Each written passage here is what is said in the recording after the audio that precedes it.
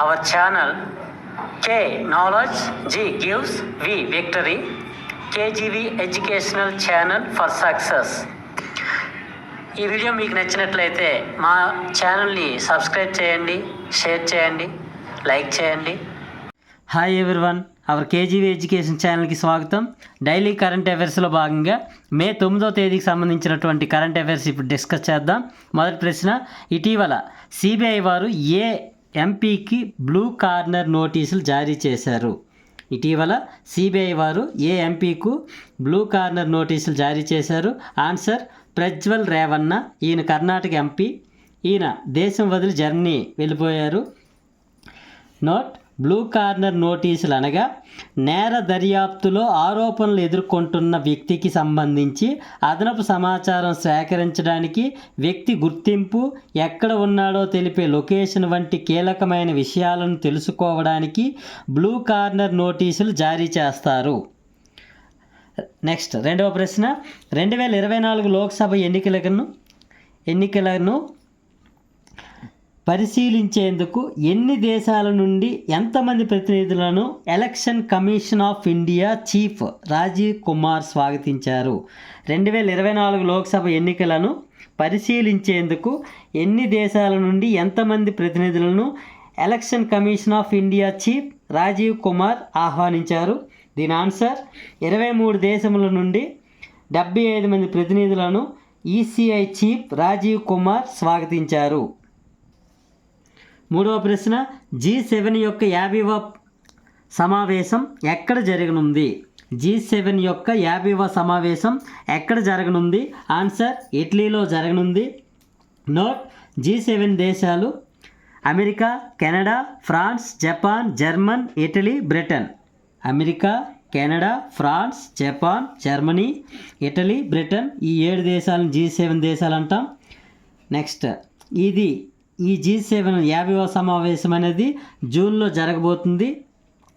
G7 సమ్మిట్కు ప్రధానమంత్రి శ్రీ నరేంద్ర మోడీ గారిని Italy ప్రధాని అయినటువంటి జార్జియా మెలోని ఆహ్వానించారు. నెక్స్ట్ నాలుగో ప్రశ్న, T20 క్రికెట్ చరిత్రలో 350 వికెట్లు తీసిన తొలి భారతీయ బౌలర్గా రికార్డు నెలకొల్పిన వారు ఎవరు? T20 క్రికెట్ చరిత్రలో 350 వికెట్లు తీసిన తొలి భారతీయ బౌలర్గా రికార్డు నెలకొల్పిన వారు ఎవరు? ఆన్సర్ యుజ్వేంద్ర చాహల్. ఈయన భారత్లో తొలి స్థానం పొందగా ప్రపంచంలో 11వ స్థానాన్ని పొందాడు. ప్రపంచంలో 625 వికెట్లతో మొదటి స్థానంలో డీజే బ్రావో వెస్టిండీస్, అలాగే 572 వికెట్లతో రెండవ స్థానంలో రషీద్ ఖాన్ ఆఫ్ఘనిస్తాన్లు రికార్డు నెలకొల్పారు. ఐదవ ప్రశ్న, ఇటీవల న్యూమోనియా వైర్లెస్ డిటెక్టర్ను ఎవరు అభివృద్ధి చేశారు? ఇటీవల న్యూమోనియా వైర్లెస్ డిటెక్టర్ను ఎవరు అభివృద్ధి చేశారు? ఆన్సర్ IIIT హైదరాబాద్ వారు. నెక్స్ట్ ఆరో ప్రశ్న, ప్రపంచవ్యాప్తంగా పెరుగుతున్న ఉష్ణోగ్రతలలో 2024వ సంవత్సరం చరిత్రలోనే తొలి 5 అత్యంత తీవ్ర ఉష్ణ సంవత్సరాలలో ఒకటిగా నిలుస్తున్నట్లు ఏ సంస్థ వెల్లడించింది?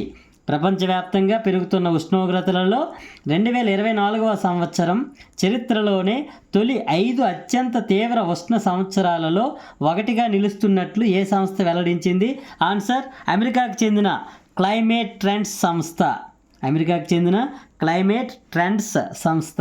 నెక్స్ట్ ఏడవ ప్రశ్న, ఏ వైరస్ల నుండి రక్షణ కల్పించేందుకు తాజాగా శాస్త్రవేత్తలు ఆల్ ఇన్ వన్ వ్యాక్సిన్ అయిన ప్రోయాక్టివ్ వ్యాక్సినాలజీ అనే కొత్త విధానాన్ని అభివృద్ధి చేశారు? ఆన్సర్ అన్ని రకాల కరోనా వైరస్ల నుండి రక్షణ కొరకు ఆల్ ఇన్ వన్ వ్యాక్సిన్గా ప్రోయాక్టివ్ వ్యాక్సినాలజీ అనేటటువంటి కొత్త విధానాన్ని అభివృద్ధి చేశారు. ఎనిమిదవ ప్రశ్న, ప్రపంచ రెడ్ క్రాస్ దినోత్సవంను ఏ రోజున జరుపుకుంటారు? ప్రపంచ రెడ్ క్రాస్ దినోత్సవంను ఏ రోజు జరుపుకుంటారు?